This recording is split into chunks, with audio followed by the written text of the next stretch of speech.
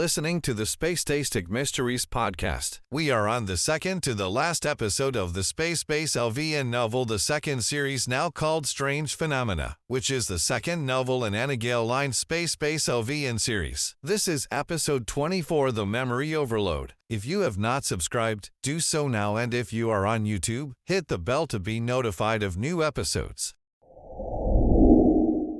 I didn't until I saw that man. Then the memory rushed back to me. I nodded. I could see that. I didn't remember you. You didn't remember us. I totally get how the effects of those drugs messed with our minds.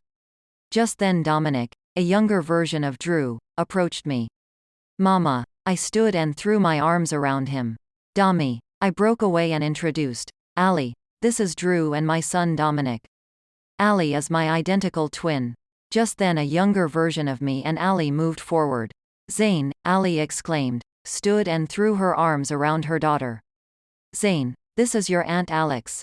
Zane broke away and looked me up and down.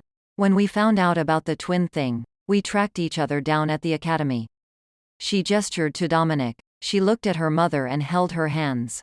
Please don't go back to him, Mom. I don't want to go back to them ever again.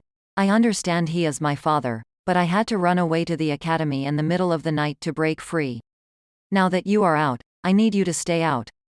I worry about you. I met your father. I shot him because he tried to shoot my unborn child, I advised Zane. When she turned to me, I added, he was in surgery. He is expected to recover, but he has guards posted at his hospital door, who are going to escort him to prison when he is recovered. Thank you. Zane and Alli whispered as if they said it aloud. They would jinx it somehow. I don't feel good, Zane revealed. She caught my eye and asked, can one of your doctors check me out? Drew agreed, gesturing her to sit. I can. Just let me get a Diane monitor. He disappeared. She looked at me for clarification as she sat. He is my chief medical officer, and my husband, Dominic's dad. When Drew returned with a Diane monitor, Zane held her arm out to him. Drew put it on her and fiddled with the options. You are perfectly healthy. You are just going through the Revantio, the 6-month healing period indigoids go through every 7 years that are a result of the atmospheric disturbances of India 7. You are half indigoid and half Zeitverschhedete. I am guessing Kane is Zeitverschhedete. As far as we know. Who knows at this point, answered Alli. This Revantio thing. Indigoids go through it every 7 years. I nodded. And it is when you gain powers or your current ones strengthen. But, no, you both do. It is just that for most people they don't see them until they are between 28 and 32.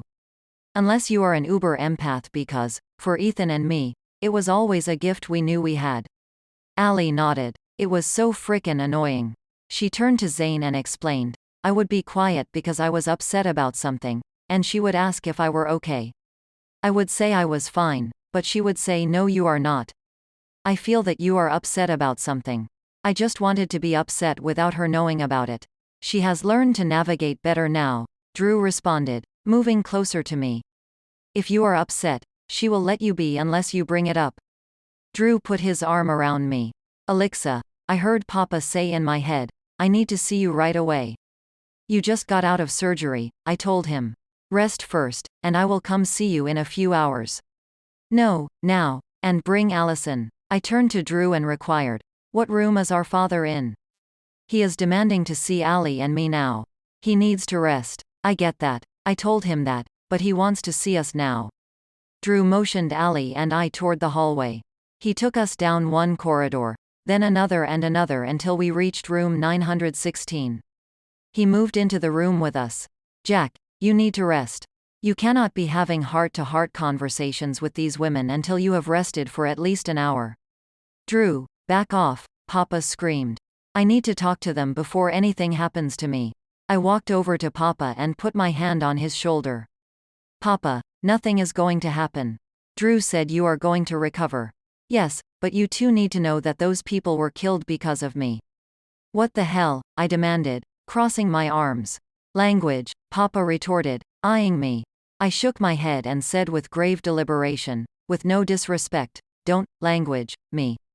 I am a grown adult, and you are on the space base I command. Alli retorted, Alex, don't backtalk Papa. I rolled my eyes and insisted, "Just go on please." I felt my head start to throb. Before my eyes, I saw a younger version of my father. He was surrounded by a group of people. He looked like he was probably in high school and the people around him looked around his age. I saw them get into a car. The person behind the wheel drove extremely fast, and the car hit a slippery road and started sliding. They flew into a guardrail and down into a ravine on the side of the road before hitting the bottom. Then they slid into a house. Then when the car stopped, Papa and his driver buddy jumped out to survey the damage. The two boys in the backseat were clinging to life, but the house was completely destroyed. Papa and the driver looked for survivors, but they found none. Not even bodies. Did you find out that someone died in that house? The one you and your buddies drove into. You flew down the ravine after speeding on a slippery portion of road. I don't know, it is in your memory. Unless it was implanted, you know about it. That is annoying. I rolled my eyes again. I don't find it annoying. I think it is super cool since a lot of people in this industry don't like to tell the truth. My guess is that you would think it was super cool too if it wasn't about you. It was a Zeitverschmiedete village. We didn't know. They were invisible. We could not see them. They took it as an act of war and started killing people on the supervisors when they started voting against any legislation that would give the Zeitverschmiedete rights. However, in the defense of the Indigoids, we had time travelers among us who the Zeitverschmiedete tried to kill, and that is the reason people voted against the legislation. You were teenagers. How were you guys to know? I have felt guilty all my life because of it. I get that, but you were not driving. I was still a part of the killings. I pressed my thumb to the center of my comm LED and asked Victoria to join us. A few minutes later, I introduced, "Papa, this is Victoria. She has been studying the Zeitverschmiedete." I related the story to her. "They want to keep perpetuating this lie," Alli interjected, "that they were here on India 7 first. It is not true. Romeo 8 is the sacred place of the Zeitverschmiedete. It was where they originated and where they ruined the planet and had to go in search of a new one, India 7. Agreed, Victoria confirmed, looking around the room, but there is more to it than that. The Zeitverschmiedete, these Zeitverschmiedete, were banished by Romeo 8 because there were these Indigoid settlers who came to see if Romeo 8 would be a suitable planet for Indigoids because they thought India 7 was dying, which eventually that was disproven. The settlers met the Zeitverschmiedete royal family, but there were a sect who opposed the idea. The Indigoids were allowed to settle there, and the ones who believed India 7 to be dying set up lives there.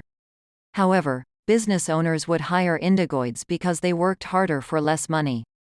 These Zeitverschmiedete blame them for taking their jobs and buying up land and becoming part of the community, even being elected into political positions.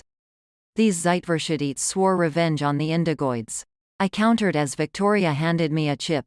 Our people are being killed because of something that happened on another planet? She nodded and advised me, "The proof is there. I got it from the people I investigated.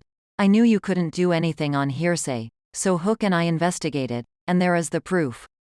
It was fun, working a case together. She smiled. "Supervisor Madrid, none of this was your fault." He just nodded, but I felt relief in him. An announcement came over the comm system.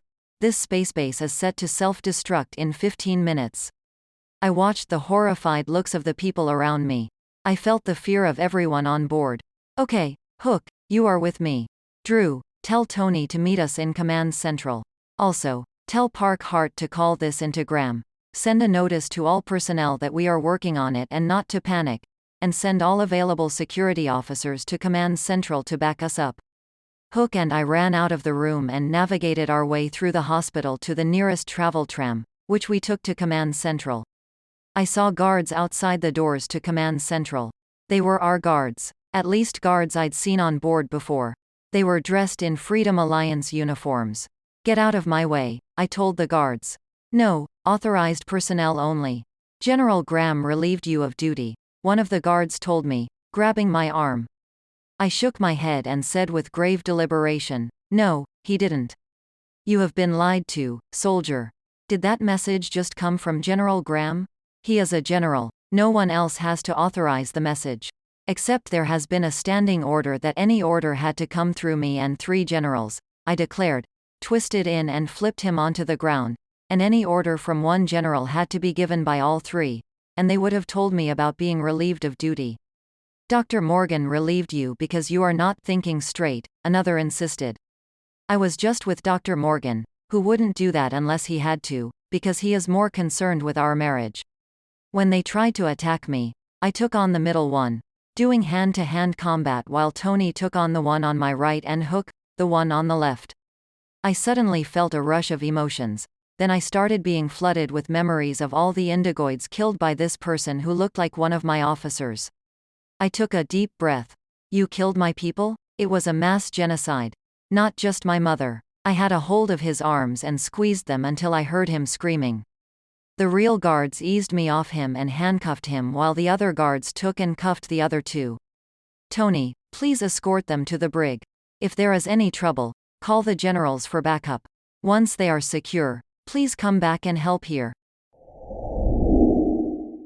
You have been listening to the Space Tastic Mysteries podcast. If you'd like to learn more about Anna Gale, you can go to AnnaGaleLines.com. It's ANNAGAILLYNES.com. And there you can download the first book in the Space Base LVN series called The Last Chance Station for free. You can also buy her other science fiction books on the website, Amazon, BN.com, Lulu, and many other online outlets. Also sign up for the newsletter to keep updated as to what's going on in the world of the Anna Gale Lines podcast, her motivational podcast that helps women live significant lives, and Space Static Mysteries podcast. Follow her on social media, Lady Anna Gale on TikTok, Anna Gale Lines on Twitter, and Anna Gale Lines Artist on Instagram. Join our Facebook page at facebook.com/author Anna Gale. Thank you for listening, and thank you for being you.